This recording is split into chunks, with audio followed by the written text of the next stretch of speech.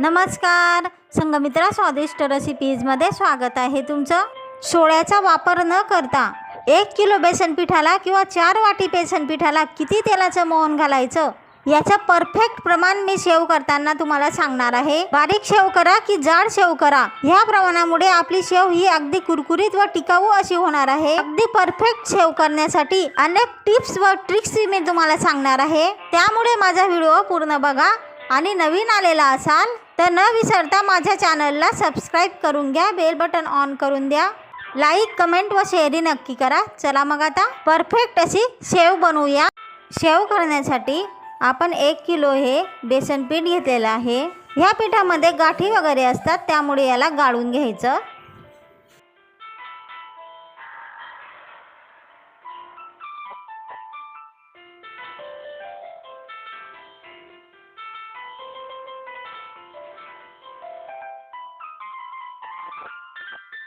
हे बेसन पीठ आपण गाळून घेतलेलं आहे। 1 किलो बेसन पिठासाठी आपल्याला मोहनसाठी हे पाव किलो तेल घेतलेलं आहे। हे मोजून 1 किलो बेसन पीठ आहे।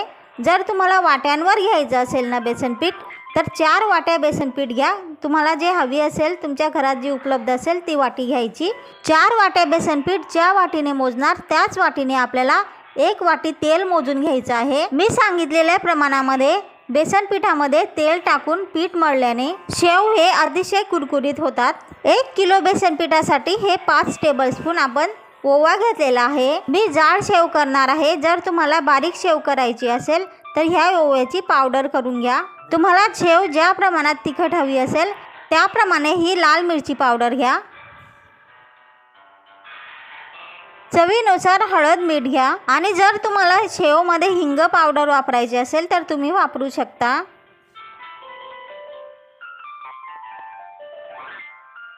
आता मोहनसाठी आपण हे पाव किलो तेल आपण गाळून ठेवलेल्या पिठामध्ये टाकून घेणार आहोत।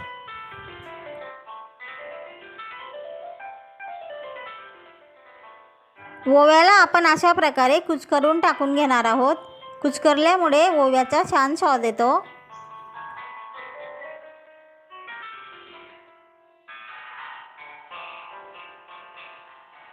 मिरची पावडर टाकून घेऊ। हळद मीठ टाकून घेऊ।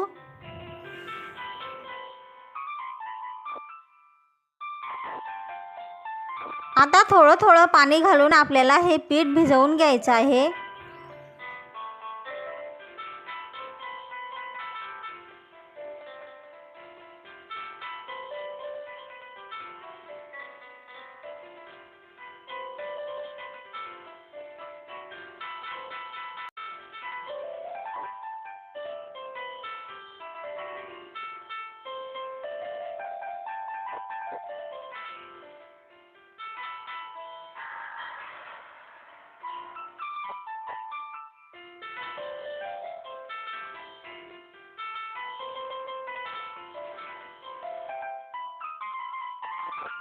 अशा प्रकारे पीठ भिजवून घ्यायचं। आणि जर आपल्याला शेव करताना थोडंसं जास्त कडक वाटत असेल, शेव पडत नसतील, तर ह्या पिठामध्ये थोडंसं पाणी घालून परत पीठ मळून घ्यायचं, म्हणजे साच्यामधून आपली शेव सहज पडेल। अशा प्रकारे आपल्याला पीठ भिजवून घ्यायचं आहे।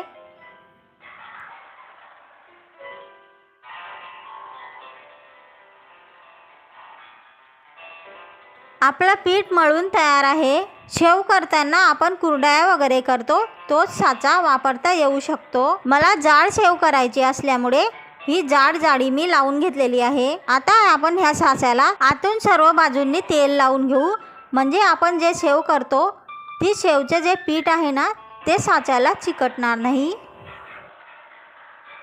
शेव करण्यासाठी आपण हे तेल तापवायला ठेवलेलं आहे। आता आपण शेव करण्यासाठी साच्यामध्ये शेवचं मळलेलं पीठ भरून घेऊ आणि तापलेल्या तेलामध्ये आपण आता शेव टाकून घेणार आहोत। अशा प्रकारे पसरवून शेव टाकायची, त्यामुळे शेव ही मोकळी मोकळी होते, एकमेकांना चिकटत नाही। आपण शेव तेलामध्ये सोडल्यानंतर अशा प्रकारे तेलाला बुडबुडे येतात।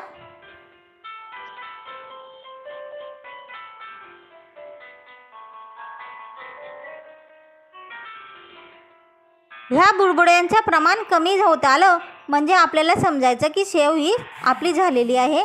त्यामुळे आपण आता ही उलट बाजू करून घेणार आहोत.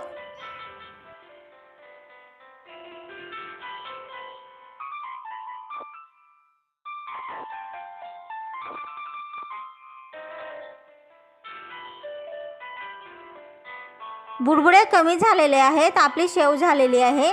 आता आपण या शेवला काढून घेणार आहोत तेलामधून.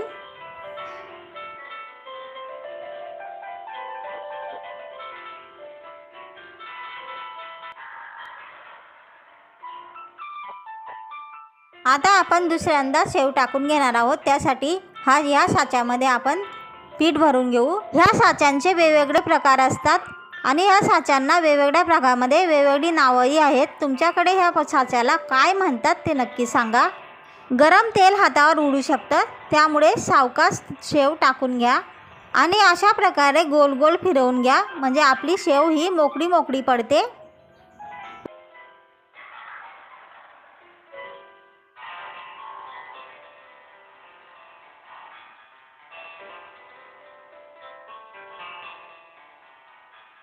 आपण जेव्हा शेव टाकतो ना त्यावेळेस खूप बुडबुडे असतात शेववर, पण जशी जशी शेव शिजत जाते त्या प्रमाणात हे बुडबुडे कमी कमी होत जातात आणि तेलावर आपल्या शेवचे बुडबुडे कमी कमी झाले म्हणजे आपल्याला समजायचं आहे की शेव ही तळली गेलेली आहे. त्यावेळेस आपल्याला ही शेव उलट करून घ्यायची आहे आणि शेव ही जास्त तळली गेली तर ती जळते आणि ती कळवट लागू शकते. त्यामुळे शेव ही कशी तळली जात आहे याच्यावर लक्ष ठेवा. आपली शेव तळली गेलेली आहे. आता आपण काढून घेणार आहोत आणि अशाच प्रकारे आपल्याला सर्व शेव ही तळून घ्यायची आहे. तर मग नक्कीच करून बघा. कुरकुरीत अशी होणारी, सोडा वगैरे न घातलेली कुरकुरीत अशी ताजी ताजी शेव. आणि शेव कशी झालेली आहे ते कमेंट बॉक्समध्ये सांगायला विसरू नका. आणि नवीन आलेला असाल तर न विसरता माझ्या चॅनलला सबस्क्राईब करून घ्या, बेल बटन ऑन करून द्या. त्यामुळे तुम्हाला प्रत्येक व्हिडिओची नोटिफिकेशन म्हणजेच मेसेज मिळत राहील व मी टाकलेल्या रेसिपीचा प्रत्येक व्हिडिओ तुम्हाला बघायला मिळत राहील.